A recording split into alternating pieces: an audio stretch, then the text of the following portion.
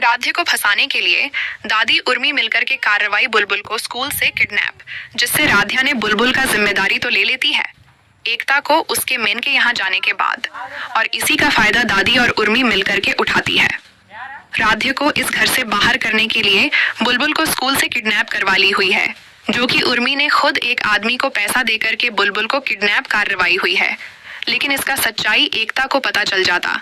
मन अति सुंदर की कहानी उस वक्त नया मोड़ लेती है जब एकता अपने मायके जाने का निर्णय लेती है। घर का माहौल वैसे भी तनाव से भरा हुआ था और ऐसे में एकता की यह बात दादी के लिए जैसे नया हथियार साबित हो जाती है। एकता धीरे धीरे दादी के कमरे में जाती है। दादी आराम कुर्सी पर बैठी माला फेर रही होती है।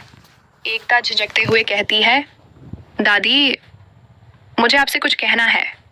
दादी भौहें चढ़ाकर पूछती हैं, क्या हुआ बहू, चेहरा इतना उतरा क्यों है? एकता हिम्मत जुटाकर बोलती है, दादी पापा के कुछ ज़रूरी टेस्ट हैं, डॉक्टर ने बुलाया है, मुझे एक दिन के लिए मायके जाना पड़ेगा। दादी अचानक चौंक जाती हैं। उनकी आंखों में चिंता और शक दोनों झलकते हैं। वह सख्त आवाज में कहती हैं, और बुलबुल का क्या होगा? क्या तुम भूल गई हो कि उस बच्ची को कितनी देखभाल की जरूरत है? उसके खाने पीने से लेकर दवाई तक हर पल नजर रखनी पड़ती है। एकता सिर झुका लेती है। तभी राध्या आगे बढ़कर कहती है, दादी जी आप चिंता मत कीजिए, जब तक भाभी मायके जाएंगी मैं बुलबुल की पूरी जिम्मेदारी उठाऊंगी, उसे कभी भी परेशानी नहीं होने दूंगी। दादी कुछ पल सोचने का नाटक करती हैं और फिर नकली मुस्कान के साथ कहती हैं, ठीक है, लेकिन याद रखना जरा सी भी गलती हुई तो तुम्हारा यहाँ रहना नामुमकिन हो जाएगा। ये जिम्मेदारी तुम्हारे लिए वरदान भी हो सकती है और अभिशाप भी। राध्या सिर झुकाकर हामी भर देती है। एकता के चेहरे पर राहत नजर आती है, लेकिन दादी की आंखों में चालाकी की चमक दिखाई देती है। रात को दादी और उर्मी आंगन में बैठी गुप्त बातें करती हैं। उर्मी हंसते हुए कहती है, वाह दादी जी, आपने तो कमाल कर दिया, जिम्मेदारी देकर फंसा भी लिया और निकालने का बहाना भी मिल गया। दादी संतोष की सांस लेकर कहती हैं, हाँ उर्मी, ये मोटी अक्ल वाली राध्या सोचती है कि बच्चों को संभालना उसके बस की बात है, लेकिन बुलबुल को संभालना आसान नहीं। देखना 2 दिन में ही सबको लगेगा कि राध्या लापरवाह है। उर्मी भी खिलखिलाकर बोल पड़ती है, और जब बुलबुल कुछ उल्टा करेगी तो इल्जाम सीधे राध्या पर लगेगा। आखिर सबूत तो हमने पहले से तैयार कर रखे हैं। दोनों की हंसी पूरे आंगन में गूंज उठती है। अगले दिन सुबह रसोई में राध्या प्यार से बुलबुल के लिए आलू पराठा बना रही होती है। प्लेट में मक्खन लगे गरम गरम पराठे रखकर वह बुलबुल के पास जाती है और धीरे से कहती है, देखो बेटा, तुम्हारा फेवरेट आलू पराठा है, बस एक निवाला खा लो, फिर मैं तुम्हें कहानी सुनाऊंगी। लेकिन बुलबुल मुंह फेर लेती है। राध्या फिर से समझाती है, लेकिन बुलबुल थाली को धक्का देकर दूर कर देती है और जोर जोर से रोने लगती है। इतने में दादी कमरे में आ धमकती हैं।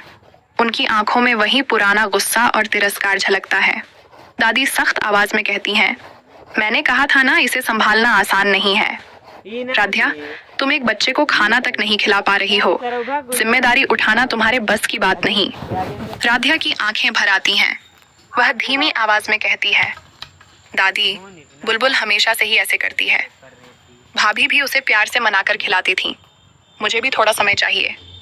लेकिन दादी गुस्से में कह उठती हैं, बस करो, तुम हर बार सफाई देती हो, ये बच्ची तुम्हारे हाथों में सुरक्षित नहीं है। दूसरे दिन दादी अपनी असली चाल चलती हैं। वह बुलबुल को आंगन में अकेला छोड़ देती है। बच्ची खेलते खेलते सीढ़ियों के पास चली जाती है। राध्या उस समय रसोई में आटे में हाथ सने काम कर रही होती है। अचानक बुलबुल की जोरदार चीख सुनाई देती है। राध्या घबराकर दौड़ पड़ती है और देखती है कि बुलबुल सीढ़ियों से फिसल गई है। उसके घुटने पर हल्की खरोंच आई है। राध्या तुरंत उसे गोद में उठाकर रोते हुए चुप कराने लगती है। तभी दादी वहां आती हैं और गरजते हुए कहती हैं, ये क्या कर दिया तुमने? मेरी बुलबुल गिर गई, तुम्हारी लापरवाही की वजह से ये हादसा हुआ है, तुम्हारे रहते इस घर की बच्ची सुरक्षित नहीं है।